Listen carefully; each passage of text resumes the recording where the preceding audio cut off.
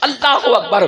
آج کے مسلمانوں کے پاس جب مال آتا ہے، آج کے مسلمانوں کے پاس جب جوانی آتی ہے تو مال اور جوانی کا مس یوز کتنا ہو رہا ہے۔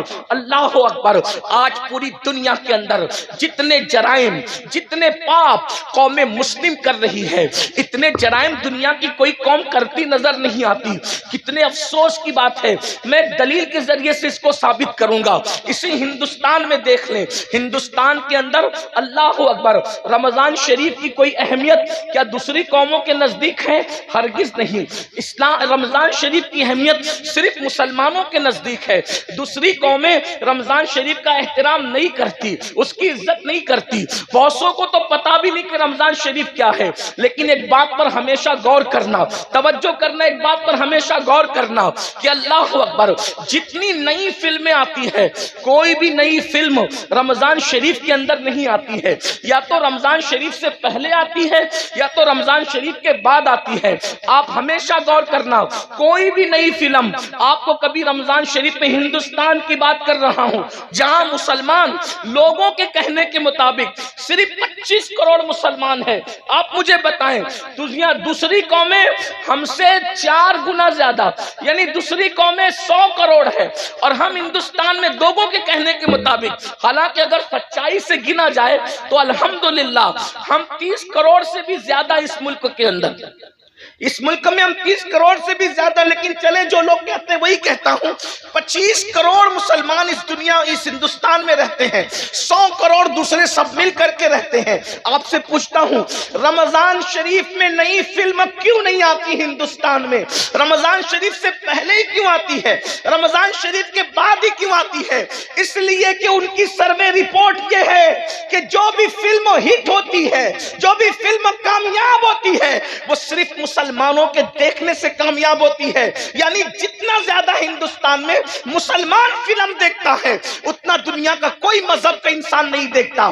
ہر مذہب کا آدمی زیادہ سے زیادہ سیٹرڈے یا سنڈے کو فلم دیکھنے جاتا ہے، لیکن یہ مسلمان ہے۔ اللہ اکبر۔ بتاؤ مسلمانوں، احساس کرو، جس قوم کے پاس قرآن نہیں وہ صرف چھٹی کے دن فلمیں دیکھتے ہیں، اور جس قوم کے پاس قرآن ہے، جس قوم کے پاس رحمان کا رشتہ ہے، جس قوم کے پاس آمنہ کے لال محمد الرسول اللہ جیسا نبی ہے، وہ قوم کس قدر فلموں میں ڈوب گئی، کس قدر وقت کا مس یوز کر رہی ہے، وقت کا غلط استعمال کر رہی ہے، جوانی کا غلط استعمال کر رہی ہے، دولت کا غلط استعمال کر رہی ہے، کہ فلمیں سب سے زیادہ کوئی دیکھ رہا ہے تو وہ قوم مسلم ہے، جوا سب سے زیادہ کوئی کھیل رہا ہے تو وہ قوم مسلم ہے، نشہ سب سے زیادہ اگر کسی کے محلے میں ہے تو وہ قوم مسلم ہے۔ عورتوں پر اللہ اکبر گندی نگاہ کے حوالے سے جتنا زیادہ بگاڑ ہمارے معاشرے میں ہے، شاید ہی کسی کے معاشرے میں ہو، مگر سن لو اور اچھی طرح سن لو، آج کل کے نوجوان لڑکے یا دولت مند لوگ یہ سوچتے ہیں،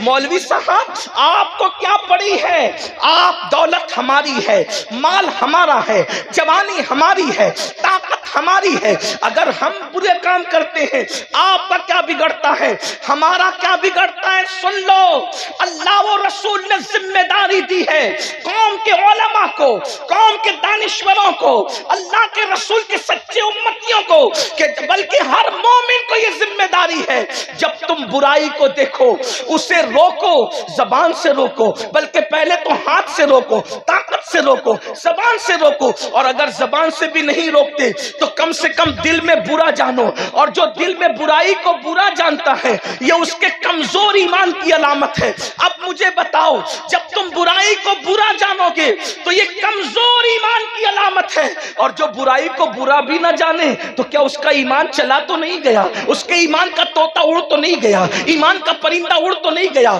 اب مجھے بتاؤ میرے بھائیوں، آپ کہتے ہیں مال میرا ہے، تکلیف آپ کو کیا ہے؟ جان میری ہے، تکلیف آپ کو کیا ہے؟ تو سن لو، اچھی طرح سن لو، کنویں میں گرنے والے کو بچانے کی ذمہ داری دیکھنے والے پر ہے کہ نہیں ہے؟ سڑک حادثے میں اگر کوئی بس سے ٹکرانے جا رہا ہو تو بولو بچانا اخلاقی فریضہ ہے کہ نہیں ہے؟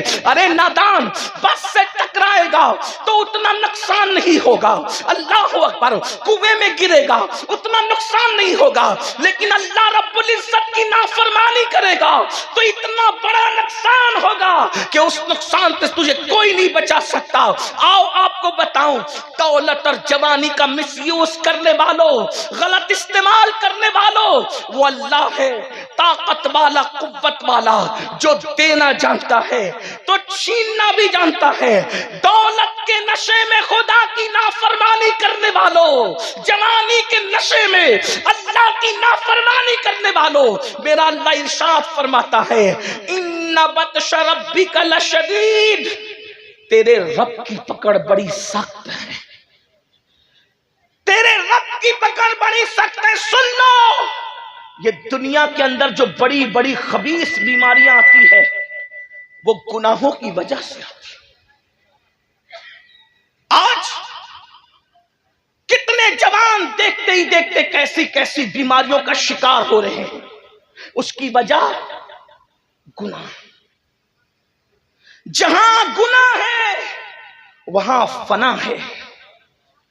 جو دولت کے نشے میں شادیوں میں لوگ ناچتے ہیں، شادیوں میں لوگ شراب پیتے ہیں، شراب تقسیم ہوتی ہے، آج آپ کے یہاں نہیں ہوتی ہوگی لیکن میں ہندوستان بھر کی بات کر رہا ہوں، رت جگہوں میں شراب بانٹی جاتی ہے۔ دولہے کے باپ کو، دلہن کے باپ کو شرم نہیں آتی؟ جس شادی کی شروعات شراب سے کی جائے اس میں اللہ کی رحمتوں کا نزول کیسے ہوگا؟ لوگ کہتے ہیں کہ ہاتھوں سے مہندی نہیں چھوٹتی اور گھروں میں زگزگ شروع ہو جاتی ہے۔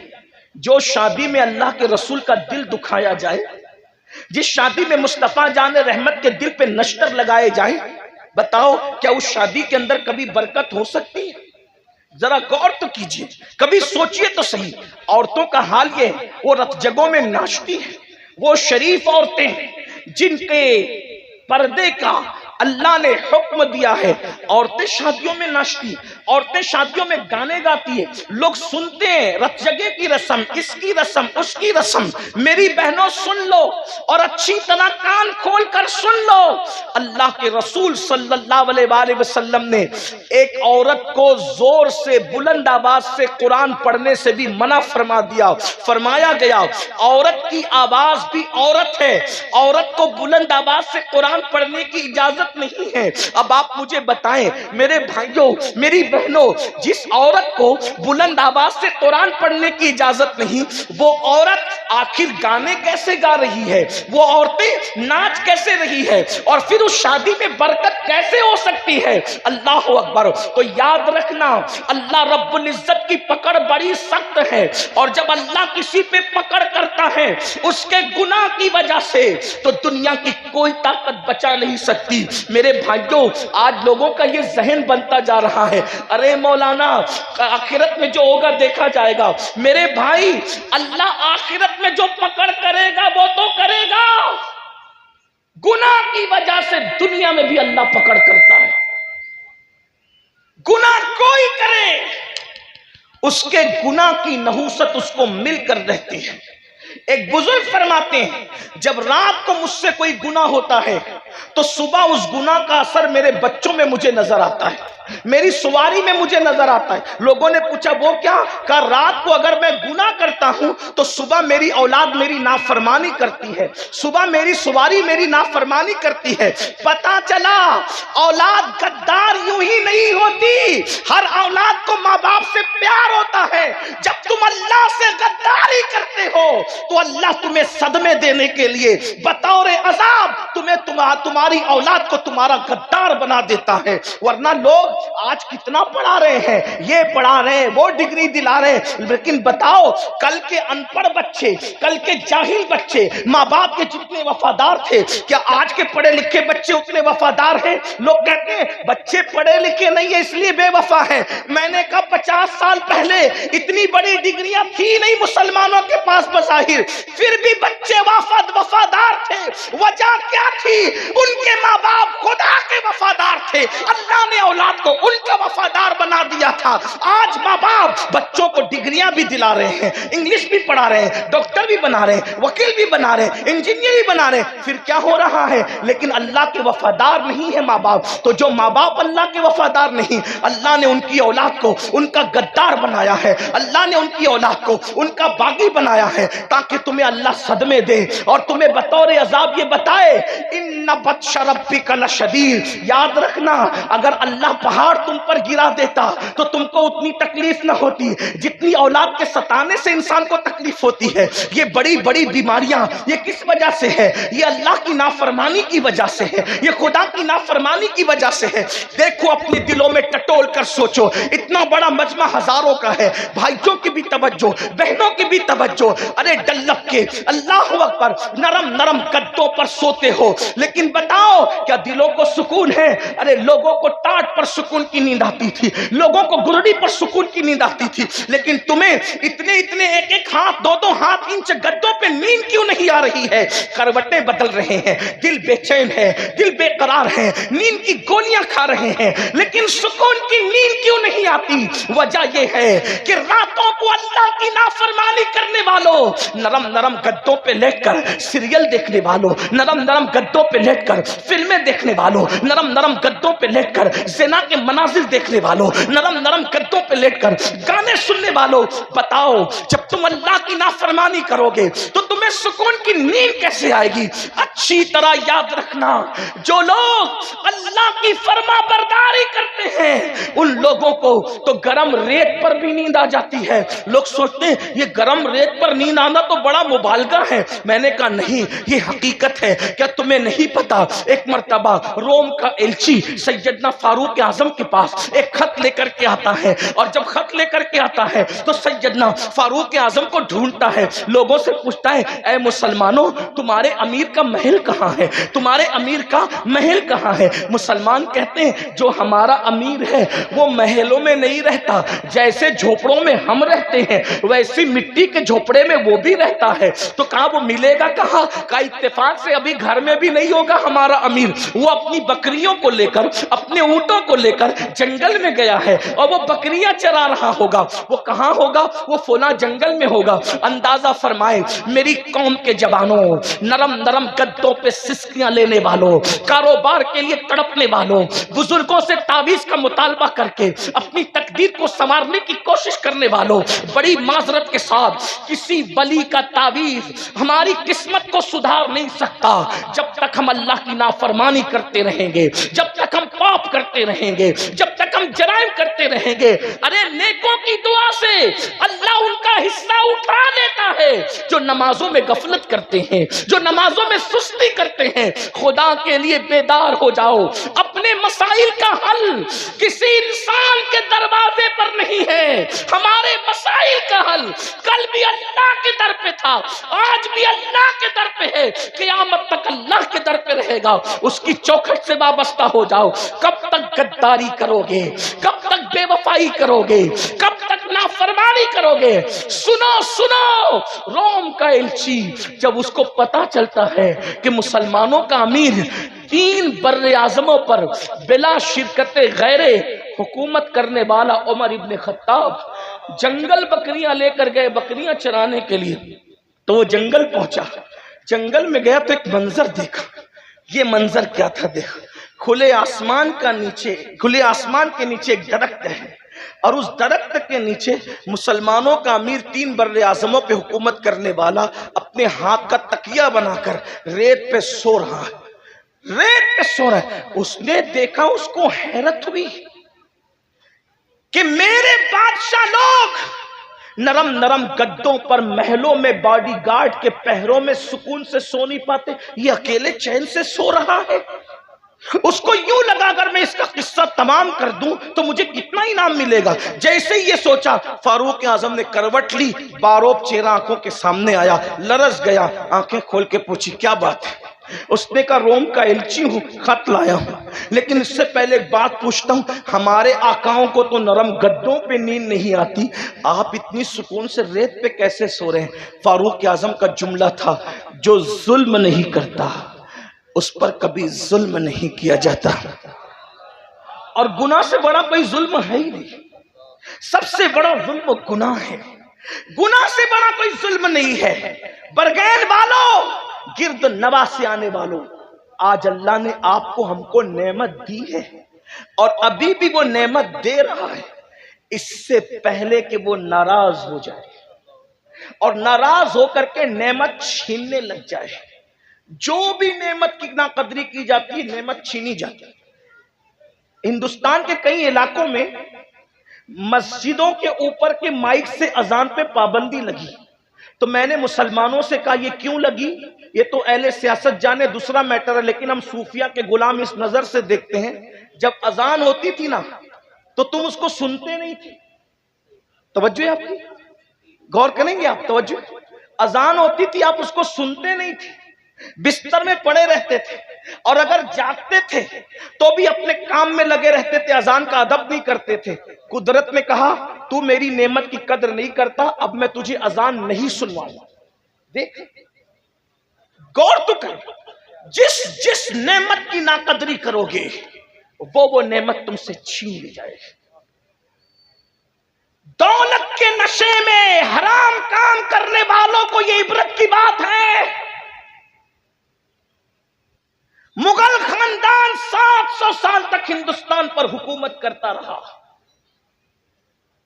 اتنے پاپ اور عیاشیاں کی ان کے بعض لوگوں نے، کچھ اچھے بھی تھے لیکن زیادہ تر پاپی تھے، ان کے ایک شہزادے کا ایک لڑکی کے ساتھ چکر ہو گیا، تو اس لڑکی نے کہا کہ میری جان، میں نے کسی انسان کو مرتے نہیں دیکھا ہے، میری تمنا ہے کہ میں کسی کو مرتے دیکھوں۔ اس نے فوراً ایک بندے پر تیر چلا دیا، کہا کہ لو مرتے ہوئے دیکھ لو۔ اس طرح بے گناہوں کی ان لوگوں کے بعض لوگوں نے جانیں لی۔ پھر کیا ہوا؟ ان مغل خاندان کے بادشاہوں کے ٹھاٹ باٹ کا عالم یہ تھا کہ تاج محل کے اندر جب ناشتہ کیا جاتا تھا تو 200 ڈشیں ناشتے میں لگائی جاتی تھی، مجرے ہوتے تھے، عورتوں کو نچایا جاتا تھا، لڑکیوں کو نچایا جاتا تھا، آدھے آدھے لباس پہنا کر کے، اور شراب کا دور چلتا۔ کون لوگ کرتے تھے میں ان کا نام نہیں لوں گا، لیکن اتنا ضرور ہے کہ کچھ اچھے بھی تھے کچھ برے بھی تھے۔ جب قدرت نے ان کی پکڑ کی، ان بطش ربک لشدید، جب قدرت نے ان کی وہ بادشاہ تھے، اپنی چند دکانوں پر اور چند پراپرٹیوں پر غرور اور گھمنڈ کر کے، شادیوں کے موقع پہ اللہ کی نافرمانی کرنے والوں، خوشیوں کے موقع پہ اللہ کی نافرمانی کرنے والوں، کان کھول کے سن لو، اس سے پہلے کہ دولت کو زوال آئے، اس سے پہلے کہ عزت کو زوال آئے، اس سے پہلے کہ اللہ اکبر قدرت اپنی نعمتوں کو چھین لے، ذرا غور سے سنو، مغلوں کا حال یہ تھا کہ 200 ڈشیں، اچھا ٹھیک، کوئی بات، آواز نہیں جاری، مائک ہاتھ میں لیتے ہیں، درود شریف پڑھ لیں، بلند آواز سے پڑھ لیں درود شریف، زیادہ دیر آپ کو نہیں سنانا ہے، تھوڑی سی بلند آواز سے پڑھ لیں درود شریف۔ اللہ رب محمد صلی اللہ علیہ وسلم، نحن عباد محمد صلی اللہ علیہ وسلم، صلاۃ و سلام علیک یا جد الحسن والحسین وعلی آلک و اصحابک یا جد الغوث الثقلین۔ جب ان کو زوال آیا، وہ 200 ڈشوں کے ناشتے کرنے والے بادشاہوں کی نسل کو جب زوال آیا تو حال یہ تھا، ان کا آخری بادشاہ جس کو دنیا بہادر شاہ ظفر کہتی، حالانکہ بہادر شاہ شرابی تھا، میں یہ نہیں کہہ رہا ہوں، وہ عیاش تھا، یہ نہیں کہہ رہا ہوں، لیکن کہہ رہا ہوں باپ داداؤں کے کیے ہوئے جرائم اولاد کو भुगतने पड़ते हैं। बाप दादाओं के किए हुए गुनाहों की सजा औलाद भुगतती है और बाप दादाओं की अच्छाइयों की बरकतें भी औलाद को मिल करके रहती है। जरा तवज्जो करना, आज अपनी औलाद को खुश देखने वालों, अगर ताश के पत्ते खेलते रहोगे, जुआ खेलते रहोगे, शादियों में शराब तकसीम करते रहोगे, शादियों में खुद नाचोगे नचाओगे और अल्लाह की नाफरमानी करोगे, तुम्हें भी तकलीफ आएगी, तुम्हारी नस्लों को भी तकलीफ आएगी। अल्लाह से डरो, खुदा का डर अपने दिल में पैदा करो। हम मुसलमान हैं, हम मोमिन हैं, रसूलुल्लाह के उम्मती है। जरा तवज्जो तो करना, जो बाप दादा करते हैं उसकी गंदगी भी औलाद तक पहुंचती है और जो बाप दादा अच्छे काम करते हैं उसकी बरकत भी उन तक पहुंचती है। अब जरा गौर फरमाए, जरा तवज्जो फरमाए, वो 200 डिशों का नाश्ता करने वालों की औलादों को कौन से दिन देखने पड़े? आखिरी बादशाह बहादुर शाह जफर, अल्लाह अकबर, जब जेल में उनको डाला गया तो बहादुर शाह जफर ने कहा मुझे नाश्ते की आदत है, जरा नाश्ता तो करा दो। तो पता है क्या हुआ? 2 बेटों के कटे हुए सर पानी में उबाल कर उनके सामने तश्ते में रखे गए, लो बहादुर शाह नाश्ता कर लो। और जब आखिरी मुकद्दमा बादशाह लड़ रहे थे अपनी जिंदगी का कोर्ट के अंदर, तो बादशाह के सर पर जो टोपी थी वो मैली टोपी थी, कपड़े फटे हुए थे, बादशाह के कपड़े फटे हुए थे। दुनिया ने ये इबरत अंगेज तमाशा देखा। अल्लाह अकबर, 700 साल तक की जिनकी हुकूमतों का सूरज कभी गुरूब नहीं हुआ, जिनके कर्रो फर का आलम ये था। बहनों की भी तवज्जो, जिनकी औरतों को दूध और चंदन से नहलाया जाता था, जिनकी औरतों को शादी में और खुशियों के मौके पे बालों बाल मोती पिरोए जाते थे। हाँ हाँ, कुछ औरतें तो मुगलों की ऐसी थी, रोजाना उनके नहाने के लिए हर दिन नया हम्माम बनाया जाता था, नया हौज बनाया जाता था। जब मुगलों की औरतें चलती थी तो सिर्फ उनके कपड़ों को जमीन पर वो न लग जाए, उनके दुपट्टे और उनके दामन को उठाने के लिए दर्जनों कनीजें पीछे पीछे चला करती थी। मेरी बहनों याद रखो, ये अय्याशियां की गई थी दौलत की बुनियाद पर, ये ऐश किए गए थे, खुदा को भुला दिया गया था। क्या दिन दिखाया कुदरत ने कि आखिरी बादशाह उस खानदान का चश्मो चिराग, हालांकि वो आदमी ठीक ठाक था, लेकिन लम्हों के गुनाहों ने सदियों की सजा पाई के तौर पर जब वो बादशाह मुकद्दमा लड़ रहा था, मैली टोपी फटे कपड़े उसके बदन पर थे और जानते क्या था? उसके मुंह से कुछ बात निकल रही थी, हाथ से कुछ इशारे कर रहा था। लोग कहते हैं हाथ और मुंह एक दूसरे का साथ नहीं दे पा रहे थे, क्योंकि बादशाह को इतनी भूख लगी थी कि वो जो मुंह से कह रहे थे वो इशारा कर नहीं पा रहे थे। ये हाल दुनिया ने देखा। अल्लाह के बंदो, क्या तुम भी यही चाहते हो कि अल्लाह तुम्हारे माल को भी इसी तरह ज़वाल पजीर कर दे? जब बादशाहों को यूं ज़वाल पे लाता है तो क्या तुम उरूज की तवक्को रखते हो, उरूज की तमन्ना रखते हो? अभी मैंने कहा कि बाप दादा नेक होते हैं तो उसकी भी बरकतें औलाद को मिलती, और पापी होते हैं तो उसकी नौसत भी औलाद को मिलती है। क्या आपने कुरान नहीं पढ़ा? जब हजरत मूसा और हजरत खिज्र एक बस्ती में गए तो गिरती हुई दीवार को उन्होंने तामीर किया। तवज्जो है, गिरती हुई दीवार को तामीर किया। तो हजरत मूसा अलैहि सलाम को हजरत खिज्र ने यही कहा, क्या कि इनका बाप नेक था।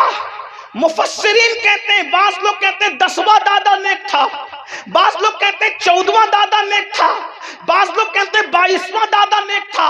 मुझे बताओ, 22वां दादा नेकी करे, 10वां दादा नेकी करे, 14वां दादा नेकी करे तो नीचे नीचे औलाद तक उसको बरकतें नसीब होती है। अरे अगर तुम भी नेकी करोगे तो क्या अल्लाह उसकी बरकतें तुम्हें अता नहीं फरमाएगा, तुम्हारी नस्लों को अता नहीं फरमाएगा? क्या नहीं देखते किसी खानदान में इतने वली कभी पैदा नहीं हुए जितना मौला अली की खानदान में वली पैदा हुए? उसकी वजह यह है कि उस खानदान की खातून जिसे दुनिया सैयदा, तैयबा, ताहिरा, आबिदा, साहिदा, राकिया, साजिदा, नकिया, तकिया, ज़किया, उम्मे अबीहा फातिमा ज़हरा कहती है, उन्होंने इतनी नेकी इख्तियार की कि उनकी नेकी की बरकत अल्लाह क़यामत तक उनकी नस्लों को अता फरमाए। देख रहे ایک خاتون کی نیکی کی برکت نے پوری نسل کو جہنم سے بچا لیا، پوری نسل کو۔ آقا ارشاد فرماتے ہیں اللہ نے فاطمہ کی اولاد پر جہنم کی آگ کو حرام کر دیا۔ ایک ماں اگر نیک ہو جائے، توجہ، ایک ماں اگر نیک ہو جائے تو قیامت تک اس کے سارے بچے جنتی ہو جائیں۔ توجہ، یہ حدیث ہے، یہ حدیث اہل سنت کی کتب میں ہے کہ فاطمہ الزہرا نے اتنا تقوی اختیار کیا کہ قیامت تک اس کی اولاد پر جہنم حرام ہو گئی۔ اسی لیے جو عند اللہ سادات ہیں، عند اللہ، اس وقت تک انہیں موت نہیں آئے گی جب تک وہ سچی توبہ نہ کر لیں۔ عند اللہ کی بات کر رہا ہوں، عند الناس تو بہت ہے، عند اللہ کی علماء سے پوچھنا یہ عند اللہ کا مطلب کیا ہوتا ہے؟ یہ عند اللہ اتنا نازک ہے کہ اس پہ گفتگو کروں تو بہت سارے لوگ ناراض ہو سکتے ہیں، لیکن آپ کو علماء سے پوچھنا کہ عند الناس تو بہت، عند اللہ جو سادات اور جو عند اللہ ہے نا، پھر ان کو دیکھ کر بھی خدا یاد آتا ہے۔ ان کی سادگی جدا ہے، ان کے چہرے جدا ہیں، ان کا انداز جدا ہے، اور بیرگین والوں کو تو کہیں دور جانے کی ضرورت ہی نہیں ہے، جا کے میرے مہریرا کے سرکاروں کی زیارت کرنا۔ ارے آج رونقوں کا یہ عالم ہے تو آل رسول احمدی کے زمانے میں رونقوں کا عالم کیا ہوگا؟ سرکار ابو الحسین احمد نوری کے زمانے میں رونقوں کا عالم کیا ہوگا؟ حضور اچھے میاں کے دور میں ان کے کردار کی اچھائیوں کا عالم کیا ہوگا کہ وقت کا مجدد کہتا ہے کہ تیرے پلے میں اچھوں کا میاں آیا، وہ اچھے میاں آیا۔ ناموں سے رضا کے اب مٹ جاؤ گناہگار، ناموں سے درود شریف پڑھ لیں۔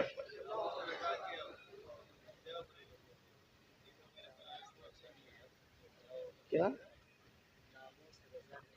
ناموں سے رضا کے اب مٹ جاؤ برے کاموں، وہ میرے پلے میں وہ اچھے میاں آیا، اور وہ اچھے میاں کے آیا بلکہ اچھوں کا میاں آیا۔ وہ نیک نام بھی ہے، نیک کام بھی۔ اور بھائیوں، لوگ دوسروں کا مال ہڑپ کر جاتے ہیں، ہمارے اچھے میاں سرکار ایسے تھے کہ لوگوں کو کھلانے کے لیے دسترخوان اتنے دور تک لگاتے تھے کہ لوگوں کی نگاہیں کام کرنا بند کر دیتی۔ یہ ہے سرکار اچھے میاں کی۔ تو میں اپنی بات کو سمیٹتے ہوئے عرض کروں، اگر اچھے کام کرو گے، سیدہ فاطمہ جیسا تو کوئی اچھا ہو بھی نہیں سکتا۔ کیوں نہیں ہو سکتا؟ اس لیے کہ اس اچھی کے لیے کوئی تربیت کرنے والا ایسا اچھا چاہیے کہ جس کے بارے میں دنیا متفقہ طور پہ کہے کہ سارے اچھوں میں اچھا سمجھیے جسے۔ ارے جب مہریرا کا اچھا ایسا ہے تو سارے اچھوں کا اچھا مدینے والا اچھا کیسا ہوگا؟ کہتے ہیں سارے اچھوں میں اچھا سمجھیے جسے، ہے اس اچھے سے اچھا ہمارا نبی، سارے اونچوں میں اونچا سمجھیے جسے، ہے اس اونچے میں اونچا ہمارا نبی، بجھ گئی جس کے آگے سبھی مشعلیں، شمع وہ لے کے آیا ہمارا نبی۔ ارے لوگ حسن کی قسم کھاتے ہیں مگر برگین والوں، میرا نبی ایسا ہے کہ حسن کھاتا ہے جس کے نمک کی قسم، حسن کھاتا ہے جس کے نمک کی قسم، وہ ملی ہے دلارا ہمارا نبی۔ کون دیتا ہے؟ دینے کو منہ چاہیے، دینے والا ہے سچا ہمارا نبی۔ فاطمہ الزہرا اچھی کے لیے تربیت کوئی کرنے والا ایسا اچھا چاہیے جسے دنیا محمد الرسول اللہ کہتی ہے۔ اور اب کوئی محمد الرسول اللہ پیدا، اس لیے فاطمہ الزہرا بھی اب کوئی پیدا۔ ارے یہ سیدہ فاطمہ کیا ہے؟ ہماری کتابوں میں لکھا ہوا ہے کہ جس دن سیدہ کی ولادت ہوئی، جس دن، توجہ کرنا، وہ جب دنیا سے گئی تب تو بہت بلندی تھی، جس دن صرف پیدا ہوئی تھی، توجہ ہے آپ کی، اس لیے کہ آپ نے شادی خانہ آبادی کے ساتھ ذکر شہید کربلا بھی رکھا۔ لیکن ایک مشورہ دوں گا، اگر ہو سکے تو شادی کے موقع پر کربلا کا نام شامل نہ کیا کریں۔ جب کربلا ہو تو شادیاں نہ ہو، اور جب شادیاں ہوں تو کربلا، اس کا خیال کریں۔ ہاں ذکر امام حسین کر دیجیے، جشن امام حسین کر دیجیے، لیکن اس میں کربلا کس لیے؟ جب کربلا آئے گا تو ہمارے جذبات پھر ہمارے قابو میں نہیں رہتے، اس کا آئندہ خیال رکھنا۔ لوگ جشن شہید کربلا ہی مناتے، میں نے کہا اللہ اکبر، شہیدوں کا کیا جشن ہوتا ہے، یاد منایا کریں، تھوڑا اس پہ توجہ۔ حالانکہ علماء نہیں کرتے ایسے، پبلک ان کے مشورے کے بغیر کرنے لگتے تو ہو جاتا ہے۔ چلیں چھوڑے اس کو، بات کیا کر رہا تھا میں، ورنہ اسی میں بات طویل ہو جائے گی، اس عنوان کو چھوڑ دے بھی۔ کیا کہہ رہا تھا میں کہ جس دن سیدہ کی ولادت، ہماری کتابوں میں ہے کہ پورا مکے کا افق نور سے بھر گیا، اہل سنت کی کتب میں، ذمہ داری میری ہے۔ اور جس دن آپ پیدا ہوئی ہیں اس دن جبریل آ کر کہتے ہیں یا رسول اللہ، اللہ آپ کو بھی سلام کہتا ہے اور آپ کی شہزادی فاطمہ کو بھی سلام کہتا ہے۔ جس دن پیدا ہوئی ہے اس دن سلام آیا ہے، غور فرمائیں، جس دن پیدا ہو اس دن عرش سے سلام آتا ہے۔ یہ سیدہ پاک کی ذات ہے، ان جیسا کوئی متقی تو ہو بھی نہیں سکتا، لیکن کم سے کم اگر مائیں اتنی متقی ہو جائے کہ وہ گانا سننے سے رک جائے، وہ سیریل دیکھنے سے رک جائے، وہ فلم دیکھنے سے رک جائے، تو میں کہتا ہوں کہ کم سے کم 1-2 نسل تک تو برکت باقی رہے گی۔ ایک بات آپ کو بتاؤں، ماؤں کا تقوی بچوں کو بہت متاثر کرتا ہے۔ آپ نے سنا ہوگا، ایک بات میں آپ کو بتاؤں کس طرح بچوں کو متاثر کرتا ہے۔ آج ہماری مائیں جو بچوں کو نہ نمازی بنا پاتی ہے، نہ وضو سکھا پاتی ہے، نہ غسل سکھا پاتی، لیکن ہمارے مرشد، چونکہ مہاراجہ شریف کے قریب میں بیٹھا ہوں تو مجھے اس وقت مہاراجہ ہی یاد آ رہا ہے، مہاراجہ شریف، وہاں کے جد اعلیٰ مورث اعلیٰ حضرت میر عبد الواحد بلگرامی ہیں۔ انہوں نے اپنی کتاب سبع سنابل شریف میں ایک واقعہ لکھا ہے جس کے مفہوم کو میں اپنے الفاظ کے جامع میں پیش کر کے آپ کو سناؤں کہ ماں کتنا بڑا کردار ادا کر سکتی ہے۔ دراصل آج جو بچیاں بھاگ رہی ہیں، بچے زانی بن رہے ہیں، بچے شرابی بن رہے ہیں، بچے جواری بن رہے ہیں، اس میں ماں باپ کا بڑا عمل دخل ہے کہ ماں باپ اولاد کی تربیت نہیں کر پا رہے، ماں باپ اولاد کو ٹائم نہیں دے پا رہے، ماں باپ اولاد کو سدھار نہیں۔ بھائیو، سدھرے ہوئے ماں باپ کی اولاد کبھی کبھی بگڑ جاتی ہے، تو جن کے ماں باپ خود بگڑے ہوئے ہوں گے ان کی اولاد کا حال کیا ہوگا؟ ذرا سوچو تو صحیح، ذرا غور تو کرو۔ اور جب یہ اولاد بڑی ہو کر کے غدار بنے گی، دکھی کرے گی آپ کو تکلیف پہنچائے گی، آپ کو اذیت پہنچائے گی، تب آپ پچھتاؤ گے، لیکن اس وقت تو پچھتانے سے کام نہیں بنے گا۔ تو میں جو عرض کر رہا تھا، ایک ذات ہے دنیا کے اندر جسے فرید ملت و دین کہتی ہے، فرد فرید کہتی ہے، فرید العصر کہتی ہے، ان کا نام تھا مسعود، اور ہم لوگ ان کو کیا کہتے ہیں؟ بابا فرید الدین گنج شکر۔ بابا فرید جیسا ولی سلسلہ چشتیہ کے اندر ایک انفرادی حیثیت رکھتا ہے۔ سرکار غریب نواز نے ان کے بارے میں کہا کہ میرا فرید ولیوں میں شہباز ہے، شہباز۔ اے قطب الدین، تو نے ایسے شہباز کا شکار کیا ہے کہ اس کی وجہ سے قیامت تک تیرا نام زندہ رہے گا۔ یہ بابا فرید ہے۔ بابا فرید کے 2 لال ہیں، ایک کو نظام ملت بدین محبوب الہی کہتے ہیں اور دوسرے کو خود کا جنازہ پڑھانے والا صابر کلیر مخدوم علاء الدین صابر کہتے ہیں۔ اللہ اکبر، خود کا جنازہ جو پڑھائے وہ مرید ہے میرے بابا فرید کا۔ اللہ اکبر، غور کریں، جب مرید کی یہ شان ہے تو بابا فرید کی شان کا عالم کیا ہوگا؟ بلکہ سرکار قطب الدین کہا کرتے تھے، قیامت کے دن اللہ مجھ سے پوچھے گا کہ قطب تو میرے لیے کیا تحفہ لایا ہے، تو میں فرید الدین کو پیش کر دوں گا۔ لیکن آئیے اس فرید الدین کو فرید الدین بنایا کس نے ہے؟ فرید الدین کو فرید الدین مدرسے نے نہیں، خانقاہ نے نہیں، فرید الدین کو فرید الدین کس نے بنایا؟ ذرا توجہ کریں، میں اپنی بہنوں کی توجہ چاہتا ہوں۔ میری بہنوں، کب تک کے میک اپ پر اپنا وقت خرچ کرو گی؟ میری بہنوں، کب تک زیورات کی محبت میں ڈوبی رہو گی؟ میری بہنوں، کب تک مال اور کپڑوں کی محبت میں ڈوبی رہو گی؟ اپنی اصلاح کرو، سیدہ فاطمہ الزہرا کی زندگی پڑھو۔ بلکہ اللہ نے جن عورتوں کو دولت دی ہے وہ بیوٹی پارلر تک جا کر کے میک اپ کرانے کے لیے جاتی ہے، دلہنوں کو سجانے کے لیے بیوٹی پارلر میں بھیجا جاتا ہے۔ یہ بدعت رائج ہو گئی ہے ہمارے معاشرے میں۔ میں پوچھتا ہوں میرے بھائیوں، تمہاری غیرت کہاں گئی؟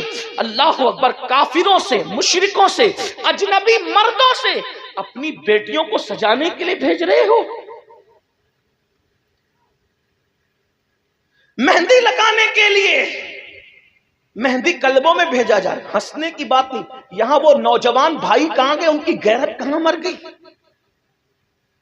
ارے جب ایک عورت، جوان عورت اپنے نبی کے ہاتھ میں اپنا ہاتھ نہیں دے سکتی، علم والوں کی توجہ چاہتا، کبھی غیرت سے کام نہیں. اللہ کے رسول سید المعصومین ہے، سید المعصومین. جب عورتیں ان کے پاس آ کے کہتی یا رسول اللہ ہم آپ سے مصافحہ کرنا چاہتے ہیں، مرد تو آپ سے مصافحہ کرتے ہیں، ہاتھ چومتے ہیں، عورتوں کو بوسے دیتے ہیں، ہم آپ سے مصافحہ کرنا چاہتے ہیں. آقا نے فرمایا لا افصح من النساء، میں عورتوں سے مصافحہ نہیں کرتا. جب ایک جوان عورت اپنے نبی کے ہاتھ میں ہاتھ نہیں دے سکتی، اپنے نبی اتنے پاکیزہ پوتر نبی، ساری پوترتا جن کے قدموں کا صدقہ ہے، ارے جن کی اولاد کے لیے آیت تطہیر نازل ہو رہی ہے، اس نبی کی تطہیر کی شان کا عالم کیا ہوگا، اس نبی کی پاکیزگی کا عالم کیا ہوگا، ان کی پوترتا کا عالم کیا ہوگا. جس کے دروازے کی دربانی سید الملائکہ جبریل امین کرتے ہیں، اس نبی کی پاکیزگی کا عالم کیا ہوگا. تیرے در کا درباں ہے جبریل اعظم، تیرا مدح خواہ ہر رسول و ولی ہے. غور کریں، اتنے پاکیزہ اور عظیم نبی جن کا کرتا بھی کبھی ان کے بدن پہ میلا نہیں ہوا، جن کا کرتا بھی ان کے بدن پہ کبھی میلا نہیں ہوا، جن کا چہرہ کبھی غبار آلود نہیں ہوا، جن کی زلفیں کبھی بکھری نہیں. ایسے نبی کے ہاتھ میں کسی اجنبی عورت کا ہاتھ، میرے آقا فرماتے میں نہیں لیتا، میں عورتوں سے مصافحہ نہیں کرتا. جب نبی کے ہاتھ میں ایک جوان عورت ہاتھ نہیں دے سکتی، حضور نے منع کہ میں مصافحہ، تو کافروں کے ہاتھوں سے چوڑیاں پہنانا، اجنبی مردوں کے ہاتھوں سے مہندی لگوانا، بیوٹی پارلروں تک بیٹیوں کو اور بہووں کو سجانے کے لیے بھیجنا، کچھ تو غیرت کرو. اسلام کہاں ہے، دین کہاں ہے؟ پھر کہتے ہو گھر اجڑ رہے ہیں، گھر تباہ ہو رہے ہیں، گھر برباد ہو رہے ہیں. میرے بھائی، مچھلی جب اللہ کا ذکر کرنا چھوڑ دیتی ہے تو وہ جال میں پھنسا دی جاتی ہے. جانور جب اللہ کا ذکر کرنا چھوڑ دیتا ہے تو وہ چھری کے نیچے آتا ہے. درخت جب اللہ کا ذکر کرنا چھوڑ دیتا ہے تب اس پر آرا چلتا ہے. بتاؤ، جب یہ مخلوق جسے عبادت کے لیے پیدا نہیں کیا، جب یہ اللہ کی عبادت سے رک جائے تو ان پر مصیبت آتی ہے. جب ہم گناہ کریں گے تو ہم پہ مصیبتیں نہیں آئے گی، ہم پہ تکلیف نہیں آئے گی. کبھی غور کیا، کبھی سوچا؟ بولو، اپنی عورتوں کو مسجد میں بھیجتے ہو نماز کے لیے؟ کتنے لوگ بھیجتے ہو؟ ہاتھ اٹھاؤ. کوئی بھیجتے ہے اپنی بیوی کو نماز کے لیے، کوئی بھیجتے ہے اپنی بیٹی کو نماز کے لیے، کوئی بھیجتے ہے اپنی بہن کو نماز کے لیے. غیرت کہاں مر گئی سنیو؟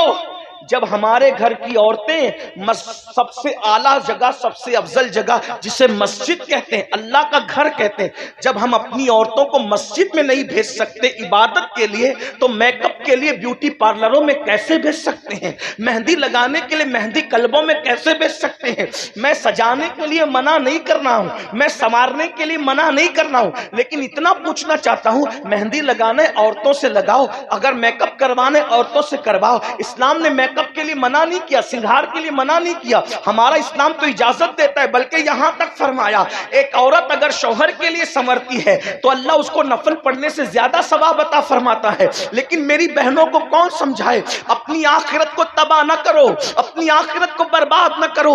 اللہ کا عذاب سخت ہے. اگر ایک گناہ کی ایک سزا اللہ سارے پہاڑوں پہ ڈال دے تو سارے پہاڑ مل کر بھی اللہ کا ایک عذاب کو برداشت نہیں کر سکتے، ایک عذاب کو اٹھا نہیں سکتے. بتاؤ پھر اپنے ہزاروں گناہ کی سزا کیسے اٹھاؤ گے؟ میری بہنوں سے خاص آپ سے پوچھتا ہوں، ارے جب مکھی مچھر کا ڈنگ برداشت نہیں کر سکتے تو اللہ کا عذاب کیسے برداشت کر سکو گے؟ ارے جب چوہے کو دیکھ کر کے کھڑے نہیں رہ سکتے تو وہ بڑے بڑے اژدہے جو جہنم کے اندر تیار کیے گئے 70 سال لمبے اژدہے اور بکتی اونٹوں کی طرح موٹے موٹے اژدہے، بتاؤ ان کو کیسے برداشت کرو گے؟ ارے اپنے حمام کا گرم پانی اگر بدن پر آ جائے تو اس کی گرمی برداشت نہیں ہوتی، اگر زیادہ گرم ہو جائے تو جہنم کے دہکتے ہوئے شعلے کیسے برداشت کرو گے؟ قرآن کہتا ہے او انفسکم واہلیکم نارا، اپنے آپ کو جہنم سے بچاؤ، اپنی اولاد کو جہنم سے بچاؤ. تو میں عرض کر رہا تھا، میری بہنوں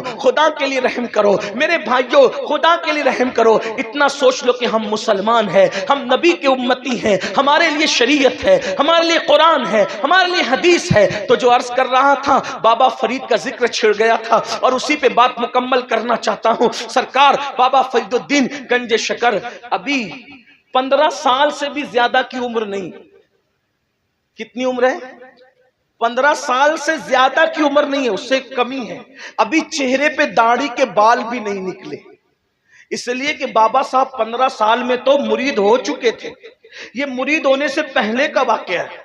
بابا صاحب کے چہرے پہ ابھی داڑھی کے بال نہیں نکلے, ابھی پڑھ رہے ہیں, طالب علمی کا دور ہے, ابھی پڑھائی جاری ہے آپ کی. ملتان میں پڑھائی کی, دلی میں پڑھائی کی, بہت پڑھا بابا صاحب نے. اتنا پڑھا کہ اپنے دور کے شیخ الاسلام کہلائے. بابا صاحب کو اپنے زمانے کا شیخ الاسلام, اور اپنے زمانے کا شیخ الاسلام تو لوگ کہتے ہیں ہم تو ان کے غلام ہیں, ہم تو ان کے بعد کے ہر دور کا شیخ الاسلام مانتے ہیں. بابا صاحب نے اتنا پڑھا, 15 سال کی عمر میں بابا قطب الدین بختیار کاکی کے مرید ہو گئے تھے. لیکن یہ اس سے پہلے کی بات ہے, مطلب 15 سال سے پہلے کی بات. چہرے پہ داڑھی کے بال بھی نہیں نکلے. پیری مریدی کا ذکر سنا. مرید ہونے کے لیے چلتے چلتے چلتے چلتے بغداد شریف پہنچ گئے. پیر ڈھونڈنے کے لیے بغداد شریف پہنچے. بغداد شریف پہنچے تو وہاں پر ڈنکے بج رہے تھے. کس کے؟ شیخ الشیوخ, خاتم الاولیاء فی العراق, سیدنا شیخ شہاب الدین عمر سہروردی کی ولایت کے ڈنکے بج رہے تھے. وہ شہاب الدین عمر سہروردی جس کے بارے میں حضور غوث پاک نے فرمایا, شہاب الدین تیرے بعد تجھ جیسا ولی قیامت تک ابھی عراق میں پیدا نہیں ہو سکتا. غوث پاک جس کی ولایت کے بارے میں یہ کہیں کہ تجھ جیسا ولی اب قیامت تک عراق میں پیدا نہیں ہو سکتا, شیخ شہاب الدین عمر سہروردی کے بارے میں ان کی ولایت کے ڈنکے بج رہے تھے. سرکار بابا فرید الدین گنج شکر مرید ہونے کے لیے ان کی خانقاہ میں پہنچے تو دسترخوان لگا ہوا تھا. دسترخوان پہ لوگ بیٹھ چکے تھے. جیسے یہ سلام کر کے اندر داخل ہوئے, لوگوں نے پوچھا نام کیا؟ کہا میرا نام مسعود ہے. میرا نام کیا ہے؟ فرید ان کا اصل نام نہیں, ان کا نام کیا ہے؟ مسعود. میرا نام مسعود ہے. کیوں آئے ہو؟ ہم مرید ہونے آیا ہوں شیخ سے. اچھا. سرکار شہاب الدین عمر سہروردی نے فرمایا بیٹے مرید وغیرہ کی باتیں بعد میں ہوگی, پہلے کھانا کھا لو.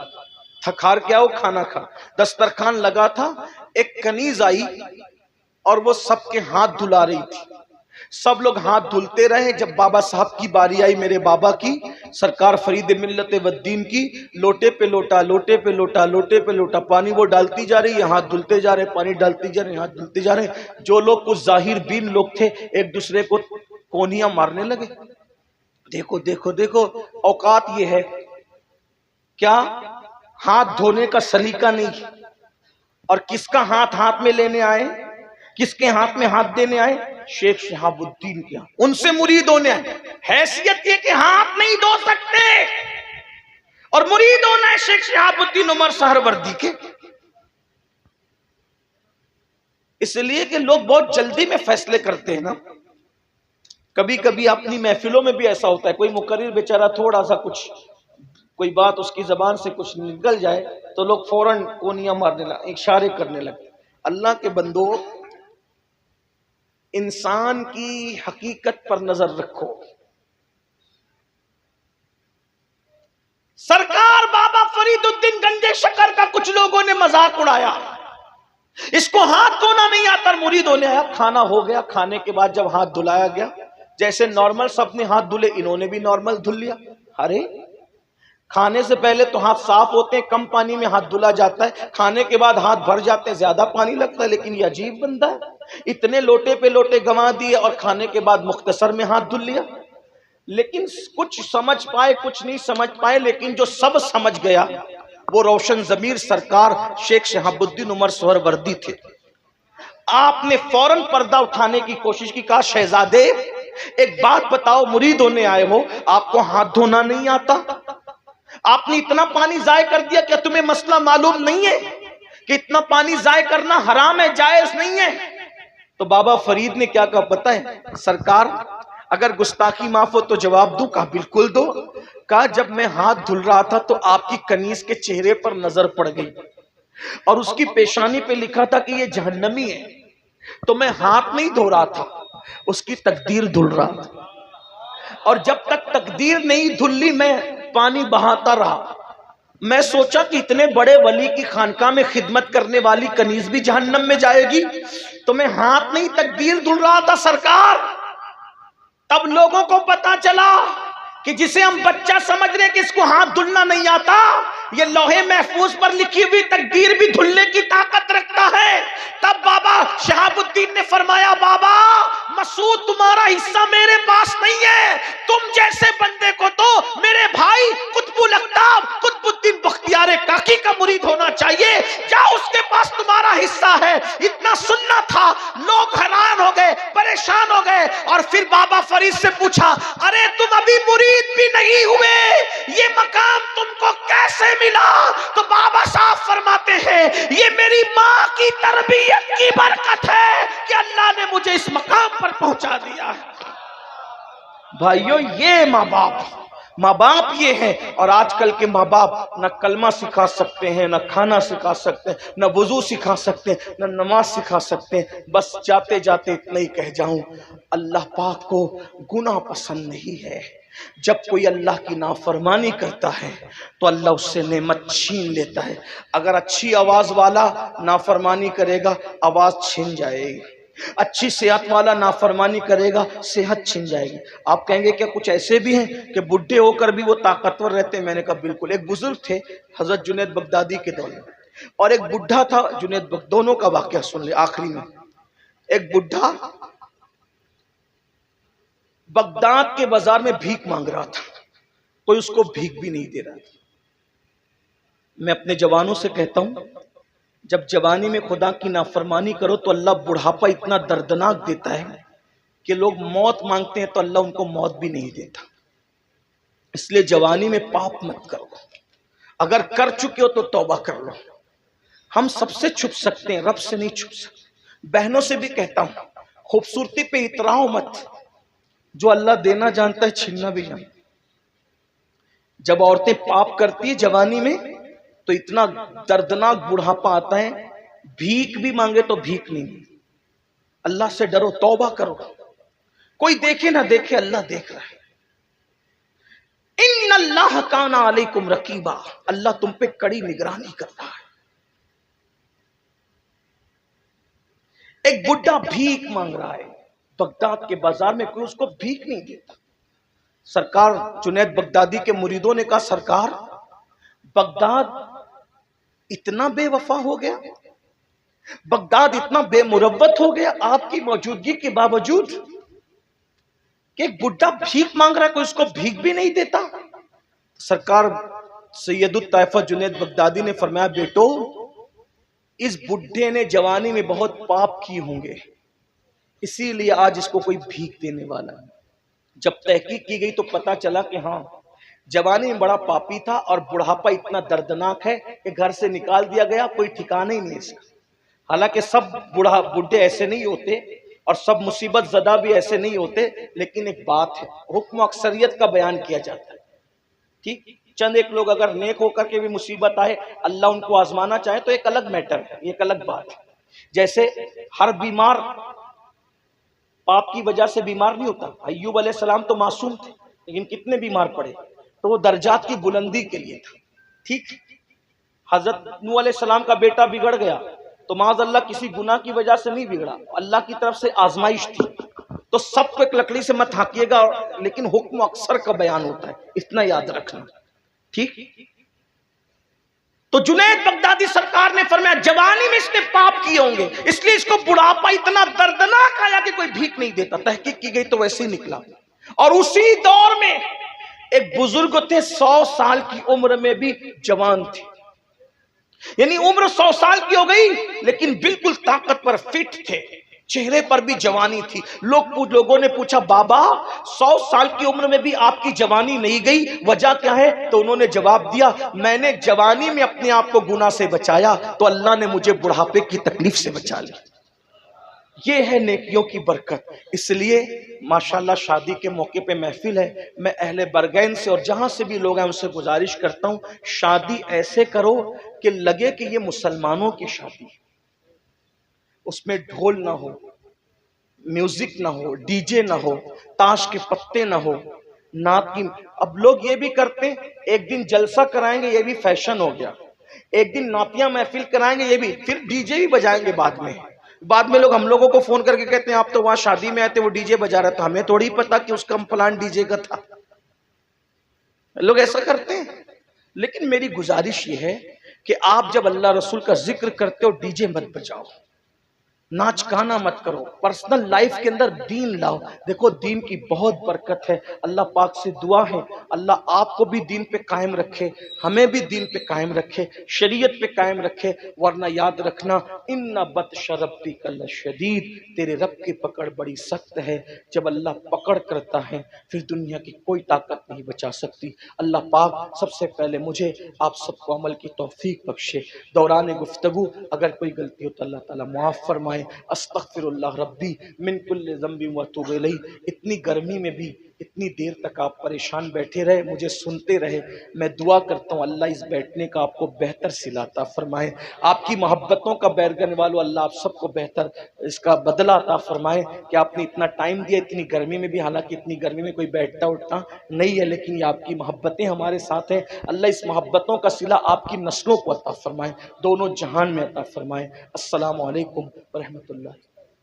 ابھی آپ کو بیٹھے رہنا ہے، اتنی دیر بیٹھے 2 منٹ اور بیٹھ جاؤ، کیونکہ جہاں یہاں یہ ذکر امام حسین کی محفل ہے، شادی کی محفل ہے، وہیں اس میں ایک چیز اور ایڈ کر دی گئی ہے کہ یہ جو مدرسہ یہ جو مدرسہ سامنے نظر آ رہا ہے، اس مدرسے کے بچوں کی دستار بندی بھی ہے، حفظ قرآن کی دستار ہے. بس اس پر آپ کو 2 منٹ بیٹھنا ہے، دستار ہوگی. یہ دیکھو سبحان اللہ، یہ بچے حافظ قرآن بنے، حافظ قرآن.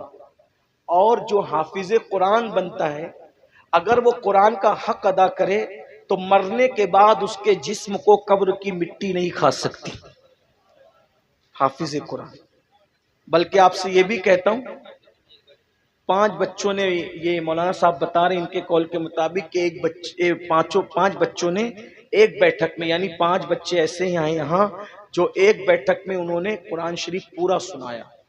ایک بیٹھک سے مراد یہ کہ بیچ میں نماز کا وقت آیا ہوگا تو نماز پڑھ لی ہوگی، کھانے کا وقت آیا ہوگا تو کچھ کھا بھی لیا ہوگا. ماشاءاللہ یہ مولانا حضرات بتا رہے ہیں ان کے قول کے مطابق کہ ایک بچے نے 4.5 مہینے میں قرآن حفظ کیا. ماشاءاللہ.